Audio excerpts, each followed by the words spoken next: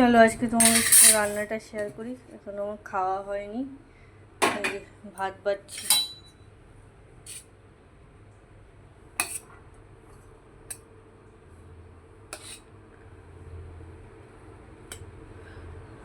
ভাত নিলাম,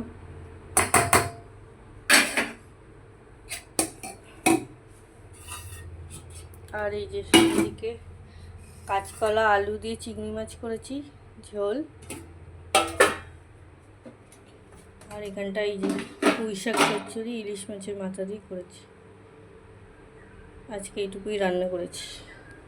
চলো তোমাদের সাথে পরে দেখা হবে, তারাও বেড়ে নিই।